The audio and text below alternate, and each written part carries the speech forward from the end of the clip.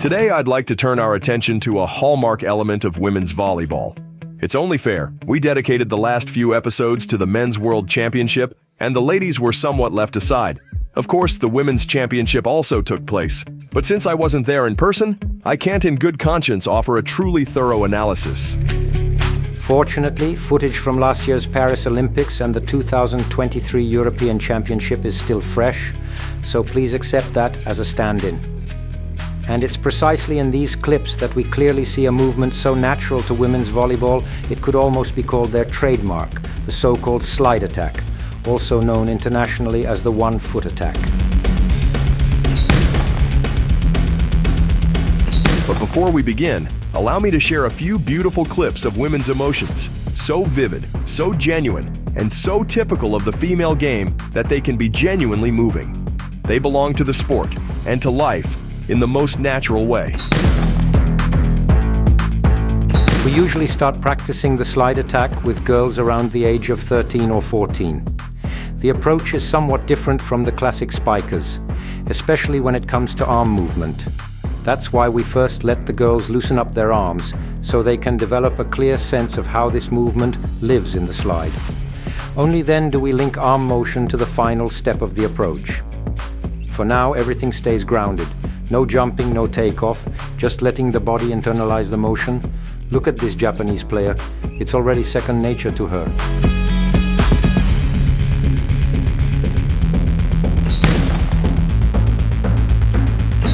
Next comes the introduction to the motion of the hitting arm. Still grounded, calm, and unhurried. And once the girls have memorized the movement both in their bodies and minds, we start to jump.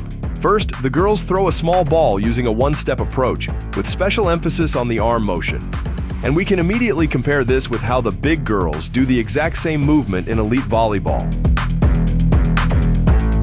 The approach, the arm work, the wind-up, everything looks just right. So now we can move on.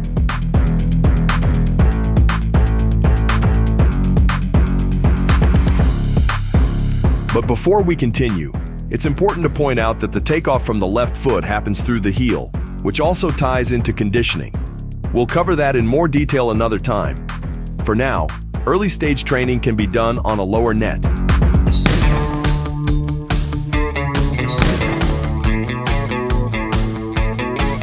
One more element worth emphasizing. During the takeoff from the left foot, the right knee assists by helping lift the body and also initiating the necessary rotation.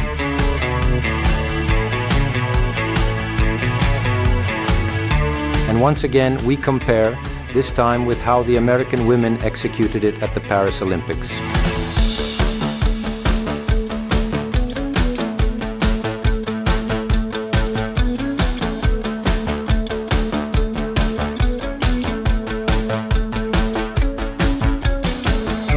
Everything checks out, so we can take our young players one step further. We've already got the final step of the approach down, so why not add the one before it? And once again, we focus on proper arm work, because without it, the movement just isn't complete.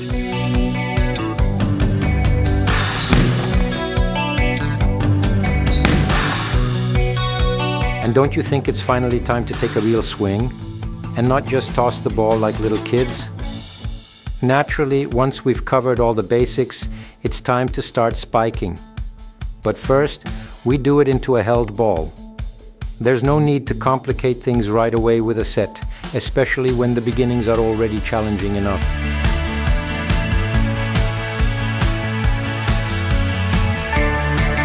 Have you noticed how we started with one step, then added a second, and finally a third? Now let's look again at how that same principle plays out in top-level volleyball, this time with the Japanese women's team.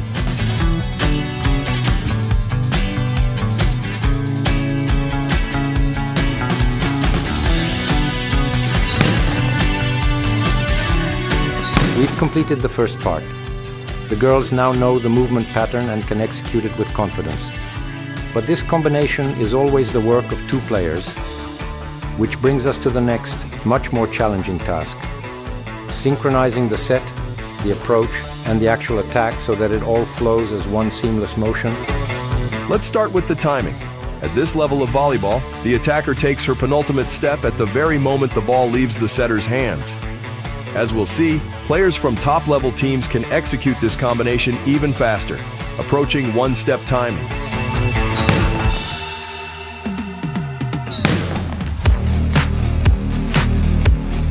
Now let's talk about the second part of the combination, the setter. You know, even though we train our setters here in the Czech Republic with all the dedication and care that young athletes deserve, the ironclad certainty and precision are still often missing at age 13 or 14. And how could it be otherwise? For this kind of attack to work, it must be preceded by countless hours of work. Hours spent mastering the back set, which may look simple, but is a small miracle when it flies exactly where it should and connects perfectly with the approach and hitting hand of the attacker.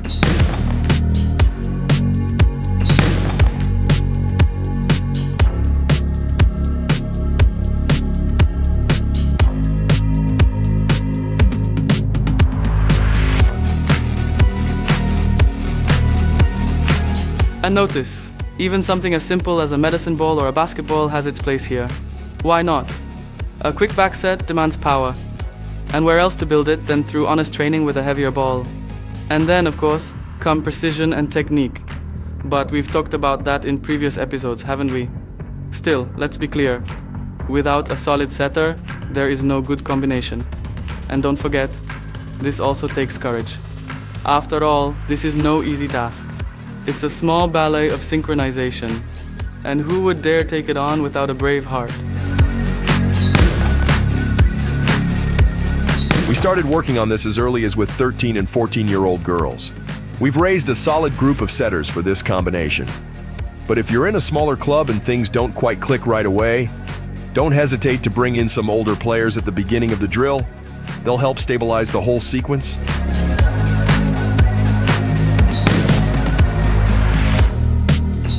And our process has now brought us to the final stage, attacking against a simulated block. From there, we move on to facing a real block in near-game conditions.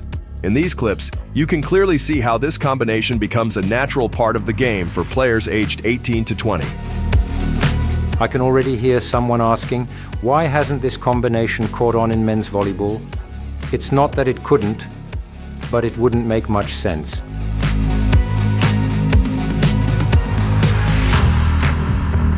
Men's teams attack almost constantly 4 against 3, and the pipe from zone 6 is such a powerful weapon that giving it up voluntarily would be foolish.